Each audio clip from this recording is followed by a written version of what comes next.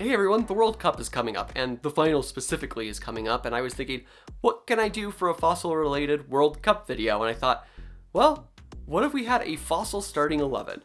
And the obvious answer is to say pick Argentinosaurus, plop it in front of the goal, and have an invulnerable defense.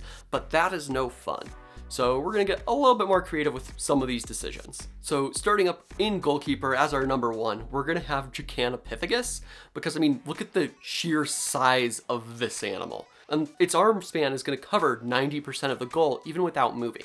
Positioning doesn't matter, it'll be able to make the save. So clean sheets galore. Moving into the defense itself, we're going to have a flat 4, and for center back 1, we're going to have UTAHRAPTOR, which seems a little unassuming depending on what's on the other team, but the thing is, it's speedy enough to be able to catch people who are essentially trying to get away on a free break, but also it's relatively big, so it'll be able to handle itself on any kind of set piece. It's going to be able to clear the ball. Although, if it misses the ball, that's where our center back 2 comes in, because it's going to be a bit slower, but it's absolutely massive. We're using Untitled. Untitled was a fossil rhino, but as you can tell from the image, not like any modern rhino. This was potentially the largest mammal to have ever evolved, and so it's going to be able to get its head on any set piece, or if it is in a dangerous position, you could just use it as the wall. I know I said it's boring to just park it in front, but listen, for set pieces, I think that's different than just parking the bus, because, you know, I'm not Jose Mourinho.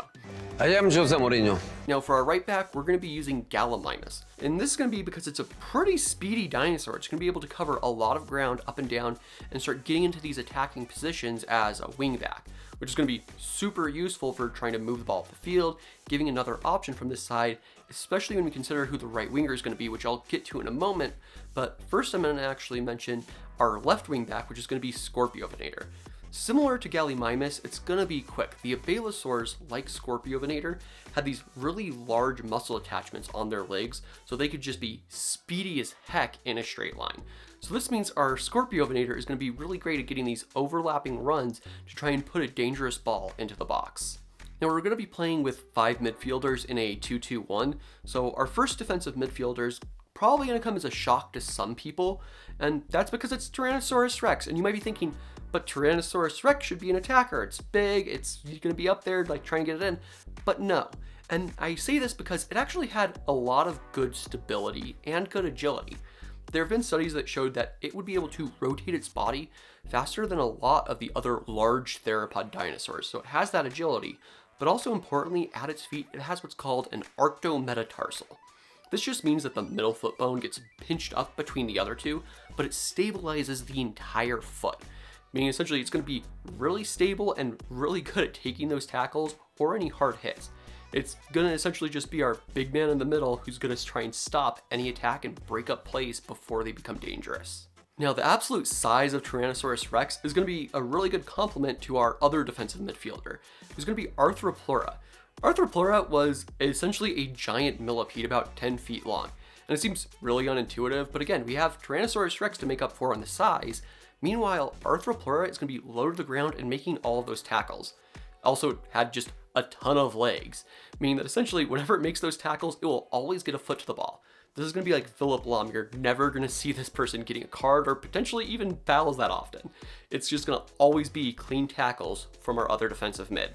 And moving into our right winger in the midfield, this is where Gallimimus comes in handy, because Gallimimus is going to be really agile and able to move around the field more than our right winger, DIPLODOCUS. And that's because it takes up the entire right wing. It can play offense and defense at the same time without moving. And it seems a little silly to say that, but the thing is, there have been some studies of the tail mechanics, and while the tail couldn't move at supersonic speeds like some people have suggested, it could still probably move pretty fast at around 55 miles an hour. So even if there is something that is able to get past the Gallimimus, get onto the wing and try and put in a dangerous cross, it still has to get past a very fast moving tail. Meanwhile, on the offensive end, The head of Diplodocus, while small, is still attached to a very large neck, which means it's all legal to play the ball. So it's going to be able to potentially get its head on far-flung crosses coming in from Scorpiovenator, or potentially putting crosses of its own straight into the box where they're going to be dangerous. Now our winger on the left is going to actually be Smilodon, which seems a little unintuitive when I've talked about, oh, we have this giant thing on the right, and meanwhile we still have something pretty speedy in Scorpiovenator on the left. But the thing is, Scorpiovenator is going to be able to get into those overlapping runs. And Smilodon, it's bulky and it's fast.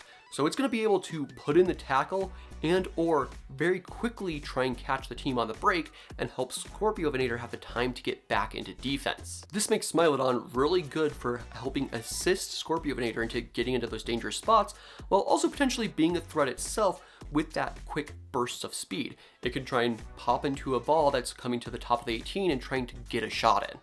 And for our attacking midfielder, we're going to have COELOPHYSIS. There have been a lot of studies on how COELOPHYSIS would have run, and it was probably pretty quick, but importantly for us, relative to its general skull size, it had really big eyes, meaning it's going to have incredible vision. If you think about the pass that Messi had in the World Cup for his incredible assist against the Netherlands the other day, that's the kind of vision that I'm expecting from COELOPHYSIS. Plus that decent amount of speed to be able to get into those dangerous places, and also potentially play 1-2s with our striker to be able to try and score goals themselves. And for our striker, we're going to be taking after 2002 Ronaldo, where he had the goofy haircut.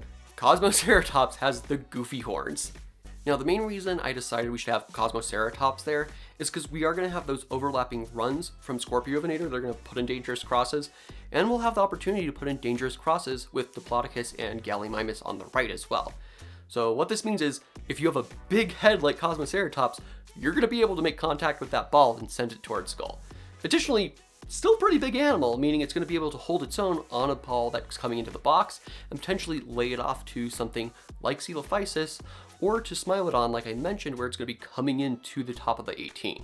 So there it is. That's my fossil starting 11. And I think, honestly, outside of the, kind of childish fun of this, I think they'd be a pretty good team.